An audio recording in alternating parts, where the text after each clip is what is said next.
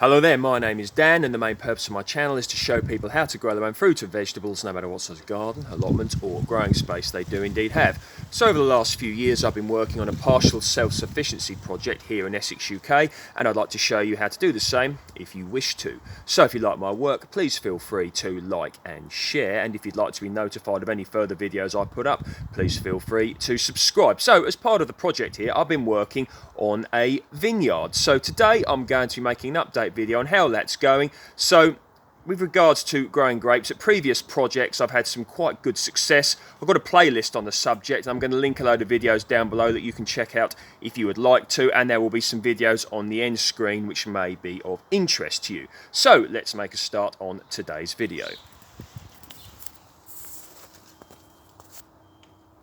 Now I have some vines put in here, okay, so many of you are aware that grapevines, they benefit from a nice warm microclimate, okay, so a south-facing wall or fence is great.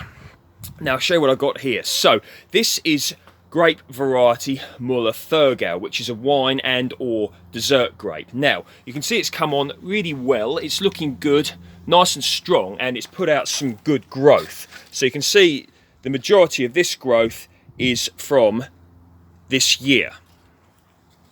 So what am I going to do with it? Well, I'm probably going to put a cane up the middle, a stick, grow it up like a cordon if you will, and have spurs coming off of it, and then allow the grapes to form on there. I've got to restrict it, okay, to this fence area here because I've got several varieties here. So here I have got variety Rhea, okay, which is a dessert grape.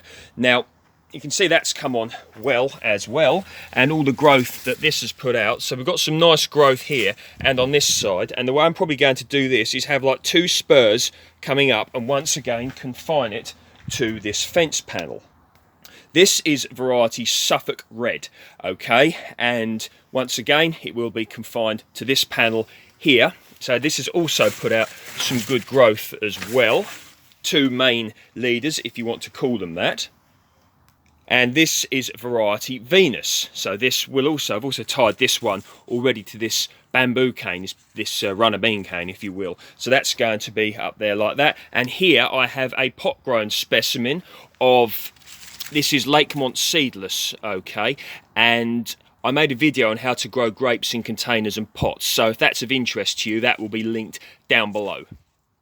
Now, the way that grapes fruit is they fruit off of canes which come from the previous year's growth, okay, so I will show you this as it is happening. So if you take this for example, this is a piece of the previous year's growth. You can tell this by the colour here. Now I'll just find a cane coming from that. Here we go. So you see this cane here, look, coming from there. This is coming off of this bit of growth here, and there you can see the fruit, okay, and you can see that this has got an absolutely lovely crop on it. And these grapes are coming into ripening now. This is variety Lakemont seedless. Now, grapes are tolerant of a wide variety of soil types, but they do not like overly damp and poor draining soil. Okay, so if you're living in an area of heavy clay, you may want to get some nice organic matter in there to make it better draining, or you could consider growing one in a container or a pot. So best thing to do would be look at the video I made, but to sum it up in a nutshell, okay, you want to be working towards a 60-litre pot, okay. If you do that, because the grapes like to put their roots out. Now of course if they're growing in the ground, I've got plenty of space to do that, but if it's in a pot it's confined. So a nice 60-litre, nice big pot, and ideally a wooden one, okay, to keep the roots cool. They do not like to have warm roots. Right, so let's move on. Okay, now we're going to go into one of my polytunnels here and have a look at this grapevine here. Now this is variety Autumn Royal, okay. Now, I had some shanking and or botrytis on this vine, okay. And basically what I've done is I let it set a too heavy crop and the vine is a bit congested, but I'm going to be working on that. At the end of the day, you know, we can't do everything, and certain things in gardening will go wrong, and they indeed do. So there we are. Now, With regards to this vine here, so Autumn Royal, it's a Californian variety, so if you're going to grow it in the UK, it's generally recommended you grow it in a polytunnel or greenhouse under cover. So what I'm probably going to be doing with this is pruning it into a much more orderly shape. Now the time to prune grapevines, okay, in general is early winter, so maybe late November into December. If you heavily prune grapevines at other times of the year, you can cause them to bleed, which is not good for the vine, okay? Although you can have a bit of a degree of summer pruning, late spring into the summer, of small green shoots in order for shaping, but you don't want to be too drastic, okay? Save that for early winter.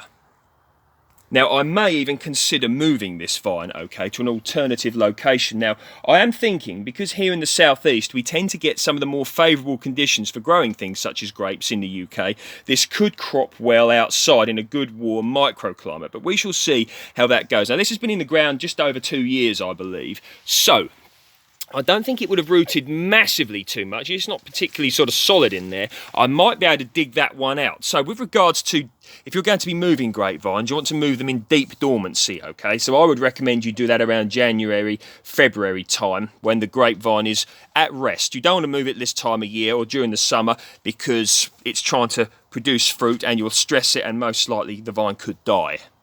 And when you do dig them up, a nice big root ball, as much as you can, you know, really dig deep, really dig round it, get as much of those lovely fibrous roots as you can. Really, really try and get as much as possible. Okay, so here I've got a specimen of Lakemont seedless. Now this one here, I actually purchased this as a grafted vine, whereas this one I took from a cutting. This one has been in the ground longer than the grafted vine, probably by a year. So it's done well. You want to look into grape rootstocks if you can, okay? It's an interesting subject and there's quite a history attached to it with regards to American and European grapevines. I think if you're a grape growing enthusiast, such as I am, you will find this very interesting reading. So take a look into it. I mean, grapes have been grown in the UK since the Roman times. The Romans were very keen on their grapes, okay? And it's a massive, massive, interesting subject. Okay, so here I am in my other polytunnel. So I've got some grapevine specimens in here, again recently planted, so we'll have a look at those. Now down here in amongst the undergrowth I've got a variety of grape. This is Rhea. You may remember the one I saw outside. So basically this is going to be, oh, it's really grown. This is going to be tied up and shaped into the shape I want it to be, so that's looking pretty happy and healthy, so very happy with regards to that. And down here I have variety Riesling, which is a German wine grape. So quite excited about that. I am going to learn how to make wine. At the moment I don't have the first clue about it, but I'm going to be learning. So of course these will be gone shortly when these lovely sweet corn crops have been harvested. So there we go. And the same is true here. This patch will all be clear and I'll be shaping this vine in the winter, and it'll be interesting to know, you know, with a comparison of the Rhea here and the Rhea in the outside vineyard. It'll be interesting to see how they go with regards to comparison. Now with regards to the growing of grapes under cover, such as in a polytunnel or greenhouse, you need to make sure they've got plenty of air circulation, okay?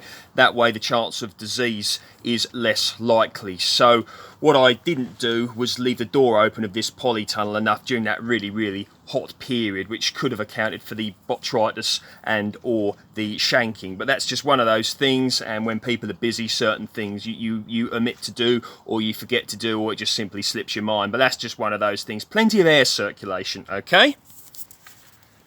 Now, with regards to grapevines, they propagate very easily from cuttings, okay? And the way you take cuttings is, you look at that little worm, look. You take cuttings during the dormant season. I've taken them as late as April, okay? And what you do is you take a piece of the previous year's growth.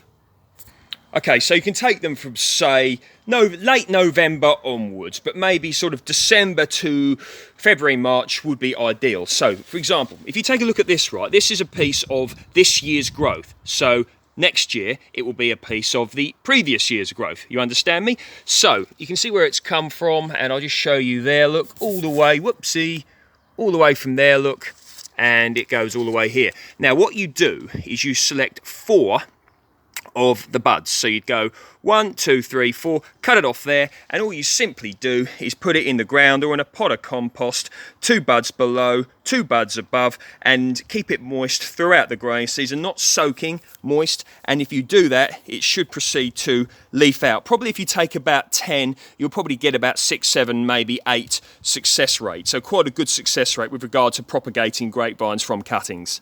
And as I mentioned earlier, this vine I took from a cutting, and you can really see just how much it's, you know, done, how well it's done indeed. Okay, so there we go. I'm very much into the growing of grapes, and, you know, really worth doing. So, if you like my work, please feel free to like, share and subscribe. And you can always check me out on Dan_Home Gardens on Instagram. Now, what I'm going to do is just feature my pomegranate tree, okay? I've had a request from a viewer to feature it, so maybe a few of you other people out there would like to see it as well. So let's take a look at that.